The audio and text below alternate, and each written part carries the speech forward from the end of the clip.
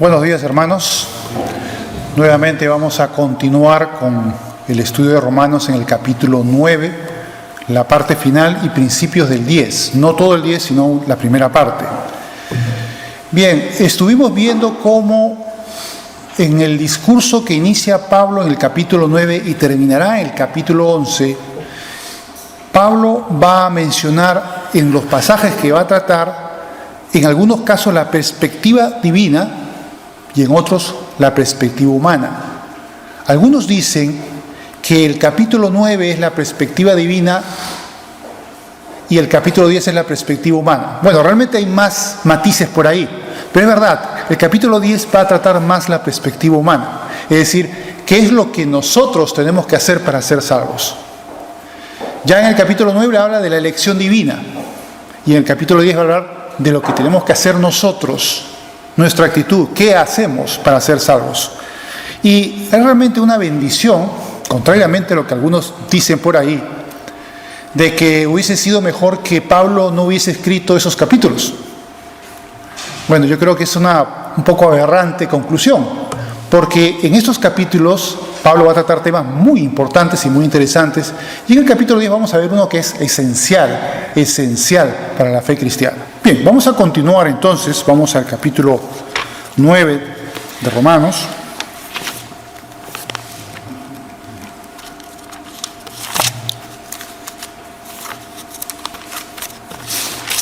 Nos quedamos en el verso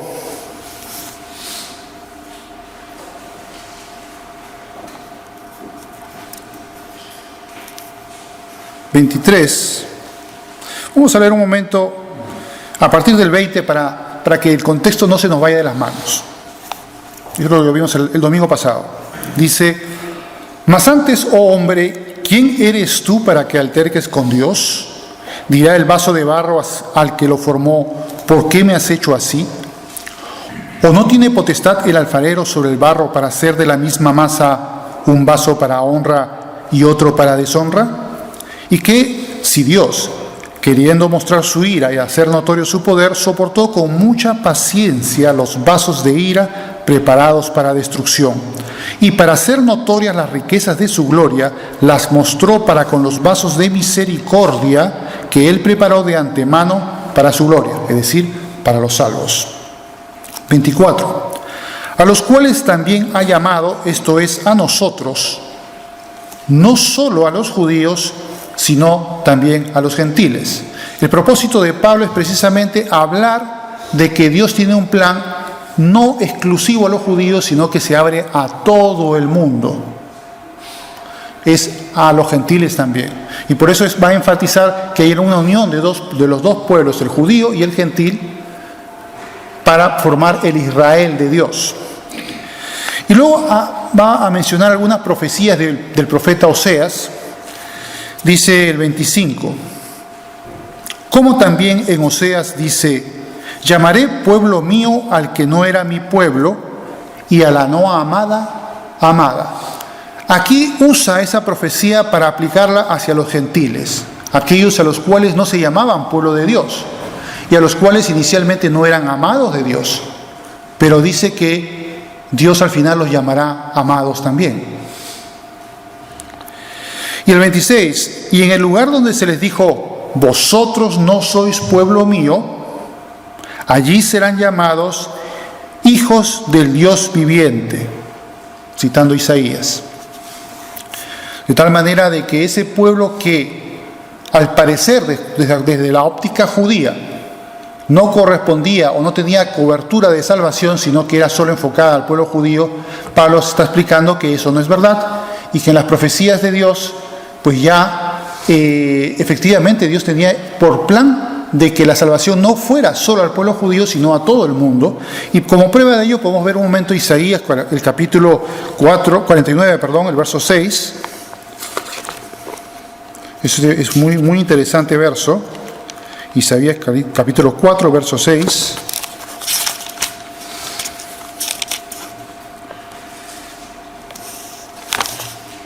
Perdón, 49, verso 6, perdón.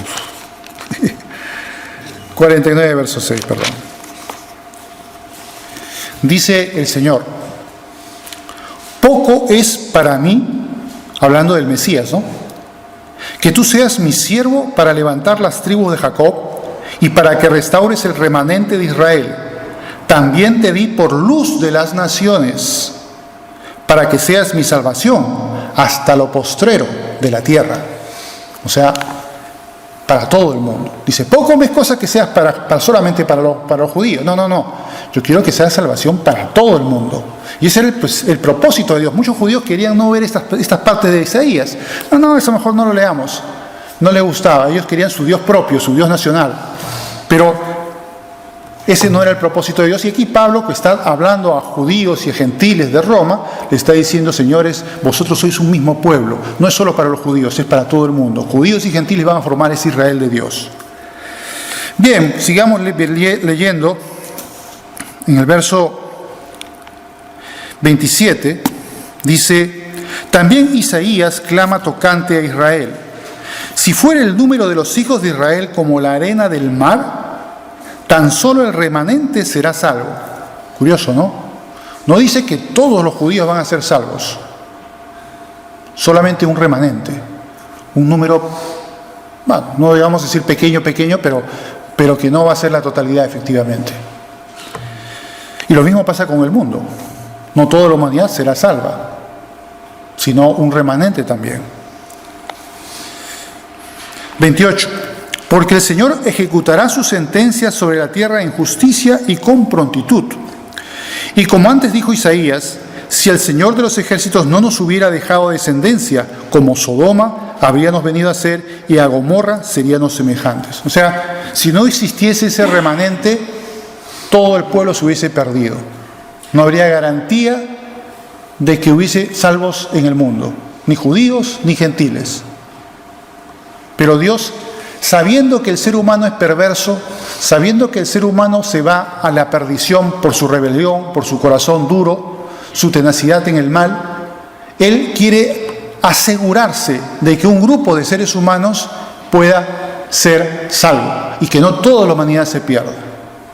Y es por eso lo que decía antes sobre los vasos de barro del alfarero, ¿no?, que soporta con paciencia los vasos de deshonra, pensando en lo que van a poder implicar sobre la vida de los vasos de misericordia, los planes que Dios tiene para poder salvar a esos vasos de misericordia. Pero parte del plan es ciertas acciones y ciertas condiciones que los vasos de ira van a hacer, ciertos papeles que van a jugar en la historia, pero que van a redundar en esa bendición de esos salvos. Bien, ahora vamos a esos cuatro últimos versos del capítulo 9, antes de detenernos en el capítulo 10 del verso 10, del capítulo 10. Dice el 30, ¿qué pues diremos? ¿Que los gentiles que no iban tras la justicia han alcanzado la justicia? Es decir, la justicia que es por fe. Mas Israel, que iba tras una ley de justicia, no la alcanzó. ¿Por qué? Porque iban tras ella no por fe, sino como por obras de la ley, pues tropezaron en la piedra de tropiezo. Como está escrito, he aquí pongo en Sión piedra de tropiezo y roca de caída. Y el que creyere en él, no será avergonzado. Aquí, ¿de quién está hablando? ¿Quién es esa roca de caída? Está hablando de Jesús. El Mesías iba a ser esa roca de caída, porque aquellos que no iban a creer en Él se perderán. Pero dice que los que creen en Él no serán avergonzados. Pues hay promesas maravillosas de salvación y de vida eterna para aquellos que creen en Jesús. Pero, ¿qué pasaba? Que los judíos, a quienes se había entregado la palabra de Dios, no tuvieron un buen corazón para poder recibir esa bendición y aprovecharla. Y tuvieron a los gentiles que estaban pues fuera de foco, que no iba la cosa con ellos, y sin embargo Dios pudo al final atraerlos. Y la forma de hacerlo es a través de Cristo. Y así formar un solo pueblo y un Israel de Dios. Y ese era el plan de Dios. Entonces aquí vemos en el capítulo 9, ya terminando, todo ese plan, ese bosquejo desde la perspectiva divina. Y ahora vamos a entrar un poco ya a la perspectiva humana, en el capítulo 10. Vamos al verso 1 del capítulo 10. Dice, hermanos, ciertamente el anhelo de mi corazón y mi oración a Dios por Israel es para salvación. Igual como empezó el capítulo 9. Él está diciendo, cuánto deseo yo que mi nación, la nación judía sea salva. Yo lo deseo con todo corazón. Sé que son duros, sé que son cabezotas, pero yo quiero que sean salvos. Ese es el anhelo de mi corazón, dice Pablo, que había sido un rabí judío y un hombre, pues un fariseo, o sea, uno de los más estrictos y celosos de la ley de la nación de Israel. Y eso es lo que él dice, él quiere eso, con toda justicia, por supuesto. Dice el 2, porque yo les doy testimonio de que tienen celo de Dios, pero no conforme a ciencia. Aquí esa palabra ciencia viene de ser epignosis en el griego, que significa conocimiento completo. O sea, tienen celo de Dios, quieren agradar a Dios de alguna manera, con algunos preceptos que ellos, incluso algunos se los inventaron ellos mismos, ni siquiera estaban en la Biblia, y de alguna manera a través de esas ordenanzas y esos ritos y esas observancias sobre ciertos preceptos, ellos querían agradar a Dios. Esa era su misión, en su mente, poder agradar a Dios a través de esas ordenanzas. Pero ese no era el camino ni el método de Dios para que ellos pudieran ser salvos. No a través de religiosidades, no a través de ritos. Ese no es el camino. Por lo tanto, no es conforme a ciencia, no es conforme al conocimiento, no es el conocimiento completo. Algo fallaba ahí en su lógica. Muchas cosas no entendían. Y cuando viene Cristo, va a traer una nueva revelación y va a traer una luz que antes no tenían, y ese velo les sería quitado, porque cada vez que leen a Moisés tienen un velo puesto y no entienden, no ven a Cristo, pero ahora podían verlo a través del Espíritu Santo, los que efectivamente creían en Jesús. Pues bien, ¿cuál era el problema de los judíos? Dice el 3, porque ignorando la justicia de Dios, el método de Dios para hacernos salvos, dice, y procurando establecer la suya propia, o sea, la que a ellos se les ocurría o la que ellos creían que era la correcta, la observancia estricta de la ley, por ejemplo. No se han sujetado a la justicia de Dios, porque el fin de la ley es Cristo. ¿Se acuerdan cuando dice en Gálatas que Jesús es nuestro ayo para llevarnos a Cristo? Nuestro ayo significa nuestro instructor. ¿Por qué nos es nuestro ayo para llevarnos a Cristo? Primeramente porque nos revela nuestra naturaleza moral. Es como un espejo que vemos todo lo desaliñado, despeinados, todo demacrados que estamos. Nuestra naturaleza moral se ve en el espejo. La ley es un espejo para ver esa naturaleza moral corrompida del ser humano. Y cuando sabemos que somos corrompidos, sabemos que estamos mal, sabemos que necesitamos un Salvador. Porque según nuestras propias fuerzas es imposible cumplir la ley de Dios. Por lo tanto, eso nos lleva como un embudo hacia Jesús, hacia Cristo. Por lo tanto, dice el 4, porque el fin de la ley es Cristo para justicia a todo aquel que cree. Es decir, para que todo el que cree sea justificado y perdonado sus pecados. Y ante Dios, Dios pueda ver no su justicia, sino la justicia de Cristo imputada a sí mismo. Ese es el proceso, la justicia, el método de Dios. No se refiere a la justicia de Dios mismo, sino al método como Dios nos justifica a nosotros. Dice el 5, porque de la justicia que es por la ley, Moisés escribe así, el hombre que haga estas cosas vivirá por ellas. Aquí lo clava muy bien, ¿no? Lo define de una manera bastante clara. Dice, bueno, ya ven, si tú quieres justificarte por la ley, lo que tienes que hacer es simplemente cumplirlo todo. Para rajatabla, no sé que no falles en un puntito, porque decía Santiago, cualquiera que ofendiere en un punto se hace culpable de todo. O sea que si fallaste en un puntito, pues mal, ya fallaste con todo. Y claro, ¿quién puede ser perfecto y no fallar ni un puntito? ¿No? Y ahí está el problema, pues, ¿no? No puedes tú aferrarte a un tipo de justificación de esa forma, con ese método. ¿Qué dice el 6? Pero la justicia que es por la fe dice así, no digas en tu corazón, ¿quién subirá al cielo? Esto es para traer abajo a Cristo. ¿O quién descenderá al abismo? Esto es para hacer subir a Cristo de entre los muertos. Aquí está cogiendo una parte de Deuteronomio 30 para aplicarla en este pasaje, ¿no? O sea, como diciendo, es que necesitas pues que para tú te conviertas, que se te aparezca Jesús. O de pronto comiencen a aparecer unos ángeles por ahí revoloteando y una especie de experiencia mística para que tú puedas realmente recibir la justicia de Dios y creer en Jesús. Entonces aquí Pablo va a hablar de algo trascendental y muy importante. ¿Cómo es que una persona se convierte en creyente, se convierte en una persona salva. ¿Cómo? ¿Qué es lo que tiene que hacer? En ninguna otra parte del Nuevo Testamento, en ninguna parte, te señala precisamente cómo. Y justamente aquí Pablo nos va a decir, bueno, ¿cómo se hace eso? Te está diciendo, no es que tiene que aparecerte Cristo, ni los ángeles, ni 8 cuartos. Dice, cerca de ti está la palabra. Vamos a ver lo que dice. 8. Mas, ¿qué dice? Cerca de ti está la palabra, en tu boca y en tu corazón. Esta es la palabra de fe que predicamos. O sea, para que tú recibas a Cristo tiene que haber una palabra de fe.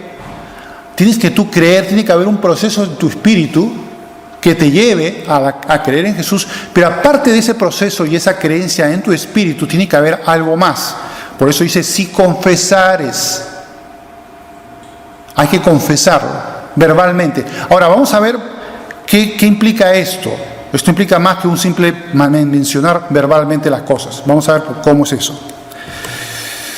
Dice el 9, que si confesares con tu boca que Jesús es el Señor y creyeres en tu corazón que Dios le levantó de los muertos, serás salvo.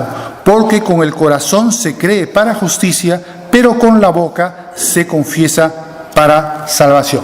Estos 2 versos son preciosos. Son la fórmula de la oración de conversión, escrita y definida por el apóstol Pablo. Por lo tanto, es absolutamente fundamental en la fe cristiana. Toda persona que nace de nuevo tiene que pasar por estos 2 versos, 9 y 10 del capítulo 10. Tiene que cumplir esos requisitos para que esa persona verdaderamente pueda ser salva. Primero vamos a ver 2 aspectos. El primero es la teología implícita y luego la praxis. ¿Cuál es la teología implícita? Es en qué cree la persona. Digo, yo creo en Jesús.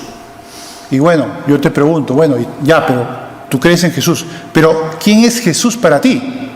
¿En qué tipo de Jesús estás creyendo tú? ¿Estás creyendo en un gran profeta? ¿Estás creyendo tú en un gran maestro? ¿En un gurú, como algunos orientalistas por ahí? ¿En un avatar?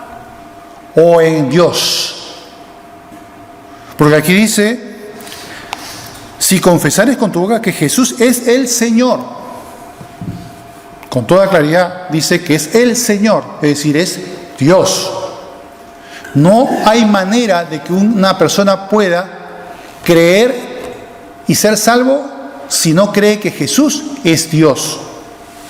Uno de los cimientos fundamentales de una iglesia verdadera es la cristología correcta. La cristología es el estudio o doctrina de Cristo, de quién es Jesús. Sin cristología correcta ninguna iglesia puede sobrevivir.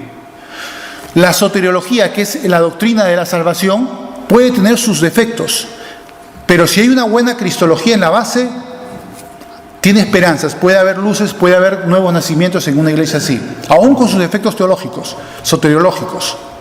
Pero si falla la cristología, es imposible que haya nuevos nacimientos.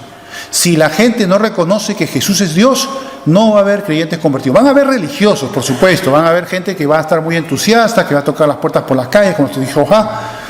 Los testigos de Jehová, por ejemplo, creen que Jesús es un arcángel, no es realmente eterno con el Padre. Y claro, no es Dios, pues. Sí, incluso hasta le dicen divino, pero no Dios. Entonces, evidentemente, con esa creencia no van a poder ser salvos, de ninguna manera. Podrán ser muy religiosos, y de religiosos en el mundo hay muchos, pero salvos de ninguna manera. Porque para ser salvo aquí Pablo nos dice que necesitamos creer que Jesús es el Señor, que Jesús es Dios. Luego dice, y creyeres en tu corazón que Dios le levantó de los muertos, serás salvo. ¿Por qué dice esto? Evidentemente yo también tengo que creer algo más sobre Jesús, no solamente que es Dios, sino que murió por mis pecados, que yo, un pecador que merece el infierno, merece el juicio de Dios, fui salvo por la justicia que logró Jesús y que fue pagada cruentamente en la cruz. y que resucitó, porque si Jesús no resucitaba, significaba que Jesús había muerto por sus pecados y no tenía ningún valor su sacrificio. Pero en su victoria sobre la muerte nos muestra que Jesús efectivamente tuvo victoria sobre el pecado y la muerte, y por lo tanto es eficaz para poder salvarnos. Por lo tanto, yo tengo que creer que Jesús es Dios, una buena cristología, y que Él murió por mis pecados, ¿no? Una buena soteriología. Tiene que creer estas dos bases fundamentales. Y resucitó teniendo victoria sobre el pecado y la muerte, para darme vida eterna, para librarme del infierno. Por lo tanto, es muy importante el aspecto teológico. Pero también hay el aspecto práctico. Vean lo que dice después, el verso 10, porque con el corazón se cree para justicia, pero con la boca se confiesa para salvación. Tú crees en tu corazón, pero si tú solamente crees, ¿vale eso? No. Dice también que confieses con tu boca para salvación. Es decir, el creyente tiene que tener señales que manifiesten que es creyente, que ha nacido de nuevo. Tienen que haber señales. Y una de las más básicas, elementales señales de que una persona ha recibido a Cristo es que es capaz de confesarlo ante los demás. No solo en su soledad. Esto no es una especie de fórmula mágica de que estás solo en tu casa y bueno, o en un determinado lugar haces tu oración para convertirte a Cristo y lo dices en voz alta, y ya que eso es lo que funciona. Entonces ya conoces lo que hay en tu mente, no hace falta que lo hables. Pero, ¿por qué dice aquí confesar? Porque tienes que confesarlo en público. El creyente tiene que hacerse conocer de que él ha creído en Cristo. Y una de las fórmulas que usa Dios para que esto suceda es el bautismo. En el bautismo, el creyente va a confesar públicamente que ha creído en Jesús y que lo ha recibido en su corazón, y que es su Salvador y que es su Señor. Eso va a ser ante el ojo de los demás. En la antigüedad, en los tiempos de las persecuciones romanas, ser bautizado te podía costar la vida, porque ellos no llevaban a la muerte a los no bautizados, sino a los bautizados. O sea que esto era muy importante. Fíjense, vamos un momento a Lucas, a Lucas, sí, capítulo 12, 8 y 9.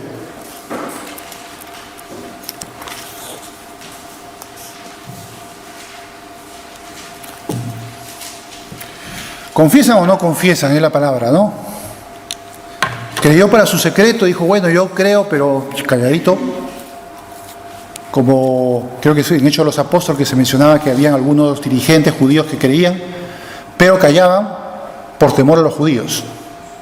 O sea, mantenían su creencia en secreto. ¿Vale eso?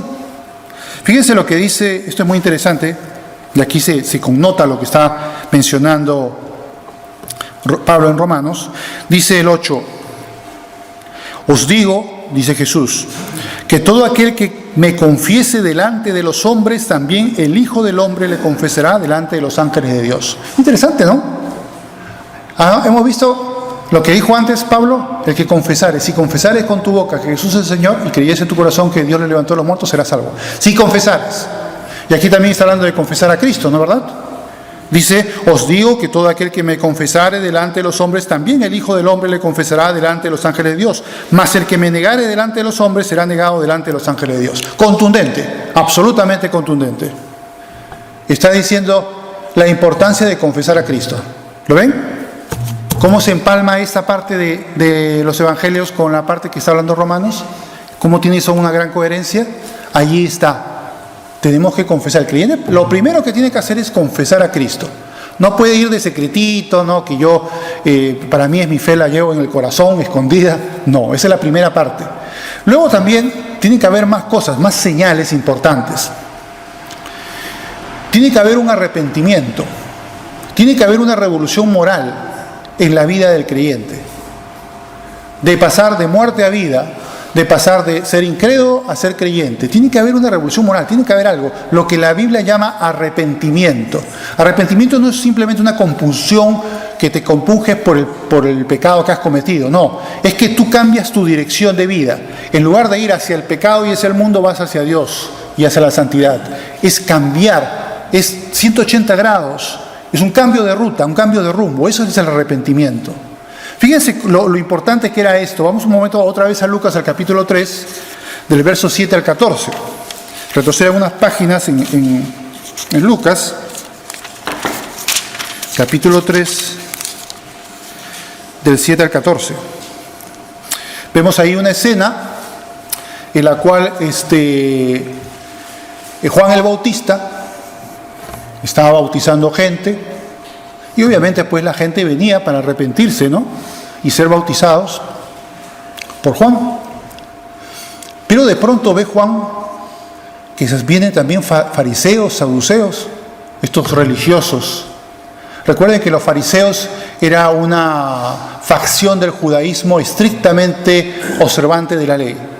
Los saduceos eran más bien la casta sacerdotal, eran gente que, si bien estaba involucrada en los oficios sacerdotales levíticos, eran, digamos, los materialistas. Ellos no creían en el espíritu, tenían una idea de Dios más difusa, no creían en la resurrección.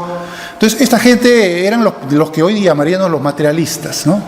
No estaban por esa labor de creer en las cosas espirituales. Y los fariseos, por supuesto, el caso contrario, ¿no? Pero ambos se ufanaban de ser grandes eruditos, grandes religiosos, grandes eminencias y grandes gentes cercanas a Dios, de alguna manera. Y Juan los ve, y la reacción de Juan no es una reacción muy amistosa, muy positiva, porque él ve la hipocresía de esta gente. Y fíjense lo que va a decir en el verso 7. Fíjense lo que va a decir. Dice: y decía a las multitudes que salían para ser bautizadas por él: oh generación de víboras. Vaya, no era delicado, no era delicado. ¿Quién os enseñó a huir de la ira venidera? ¿Ustedes quieren huir de la ira de Dios viniendo a que yo les bautice? Siendo como son, ¿están queriendo ser salvos sin arrepentimiento? Es un problema muy de nuestro tiempo también, Fíjense lo que pasa luego. Dice 8. Haced pues frutos dignos de arrepentimiento, y no comencéis a decir dentro de vosotros mismos: tenemos a Abraham por padre, porque os digo que Dios puede levantar hijos a Abraham aún de estas piedras. Y ya también el hacha está puesta a la raíz de los árboles, por lo tanto todo árbol que no da buen fruto se corta y se echa en el fuego. Y la gente le preguntaba diciendo: entonces, ¿qué haremos? Claro, ante ese atropello de palabras de Juan tan duras, la gente decía: bueno, ¿y qué vamos a hacer? ¿Qué es lo que quieres que hagamos? Y contesta Juan, dice el 11: y respondiendo les dijo: el que tiene 2 túnicas, dé al que no tiene, y el que tiene que comer, haga lo mismo. Vinieron también unos publicanos para ser bautizados y le dijeron: maestro, ¿qué haremos? Él les dijo: no exijáis más de lo que está ordenado, porque el negocio de los publicanos era precisamente extraer todo lo posible, expoliar lo más posible a la gente, más de lo que los impuestos a Roma lo prescribían, y el resto era para el bolsillo de ellos. O sea, era verdaderamente una profesión detestable y repudiable, por eso los odiaban tanto. Y aquí le está diciendo: bueno, ustedes quieren ser salvos, muy bien, pero den muestras de arrepentimiento. Si tú dices que vas a cambiar el rumbo de tu corazón, pues muéstralo. Como decía Santiago: muéstrame tu fe sin tus obras y yo te mostraré mi fe por mis obras. Las obras son el fruto de la fe. Por lo tanto, en la conversión genuina tiene que haber un cambio. Bien, vamos a terminar lo que dice aquí Juan, dice 13: y les dijo: no exijáis más de lo que se ha ordenado. 14: también les preguntaron unos soldados diciendo: ¿y nosotros qué haremos? Y les dijo: no hagáis extorsión a nadie, ni calumniéis, y contestaos con vuestro salario. ¿Por qué? Porque los soldados muchas veces, como tenían armas, iban armados, pues podían abusar de la gente, y sintiéndose autoridades, y pedirles favores y dinero como si fueran verdaderos asaltantes. Entonces aquí Juan les está diciendo, no hagáis ese tipo de cosas. Luego dice, no hagáis extorsión a nadie, ni calumniéis, y contentaos con vuestro salario. Bien, entonces aquí vemos a un Juan que les da instrucciones a la gente para que entienda lo que significa arrepentirse, cambiar de dirección, que no simplemente es cosa de ir a la salvación. El gran problema de muchas iglesias hoy en día y de la cristiandad, bueno, esto es un problema que realmente ahora les voy a explicar por qué no es tan moderno, pero digamos que hablando de lo actual, efectivamente el evangelio puede corromperse de una manera brutal cuando las iglesias, aún con una cristología correcta, comienzan a hacer un evangelismo sin arrepentimiento. Cuando quieren captar nuevos creyentes sin hablarles nada de su pecado, sin hablar nada de que tienen que dejar su pecado, sin hablar nada de lo terrible que es su pecado, pero que sí pueden ir a Cristo como quien se va a afiliar a un club social, o un club, vamos a llamarle pues espiritual. Y sí, que Dios te va a dar bendiciones, y esto por el otro, y de esa manera pues son unos asimilados a una especie de sociedad espiritual, religiosa, en la cual van a ser beneficiados, pero no te hablan no tocan tu vida, ¿no? Si tú estás haciendo inmoralidades, no te preocupes, tú tranquilo, tú primero recibe a Jesús para que seas salvo, y no te hablan nada de eso, de tu pecado. Ese tipo de iglesias existen hoy en día, y eso es lo que causa también grandes, y claro, por supuesto, esas iglesias se llenan de gente, porque evidentemente pues ¿quién no quiere escuchar un evangelio así? Pues no, dice, yo hago mis cochinadas y bueno, pues de ahí en la iglesia me reciben con mucho gusto y me dicen que voy a estar muy bien con el Señor y que lo puedo recibir y yo puedo seguir con mi doble vida, ¿no? Puedo ser un gran hipócrita y ir ahí y bueno, pues cantar, levantar las manos y hacer una serie de cosas, y un show muy bonito de la iglesia con una música muy buena y unas prédicas muy amistosas con el ego humano, porque saben bien predicar para que el ego sea satisfecho y salga contento, y ya está, pues entonces así cumplen y creen que están acercándose a Dios de alguna manera, y terriblemente ni siquiera han nacido de nuevo. Es un cristianismo falso, y por lo tanto no solamente son iglesias que van a la deriva espiritualmente, aunque aparentemente parezcan muy prósperas, sino que están en la terrible situación de personas que quizás con buena intención se acercan a Dios, pero no llegan a Él realmente. ¿Por qué? Porque los líderes de esas iglesias no les muestran el evangelio completo, tal como es. Primero tienes que reconocer que eres pecador. Eso lo dice bien claro Pablo en los primeros capítulos de Romanos, ¿te acuerdan? Tú eres pecador, tienes que reconocer tu pecado. Sin reconocimiento de pecado es imposible que puedas tú recibir a Cristo. Es imposible. Como les decía, esto no es nada nuevo, lamentablemente, porque en el pasado también surgieron dos problemas. En el siglo XVI, después de varios siglos de hegemonía de la Iglesia Católica en el mundo occidental, surgieron unas revoluciones religiosas. La de Lutero no fue la única, no fue la única. Simultáneamente aparecieron otras personas que tuvieron también iniciativas de reformar a la Iglesia Católica y sobre todo a su corrupción enorme. Algunos tratando de reformarla de dentro, otros creando una nueva iglesia. Pero hubieron dos problemas que se presentaron en esa coyuntura. Fue que muchos de los reformadores que hoy conocemos como Lutero, Zwinglio, Calvino, Knox en Escocia, estos señores recogieron muchas de las ideas de ese entonces y no se liberaron del todo del catolicismo o de algunas de las ideas del catolicismo. Y no habían dos ideas en concreto que fueron bastante problemáticas. La unión iglesia-estado, que tanto daño hizo a lo largo de la historia. Y luego el bautismo de infantes, de los niñitos.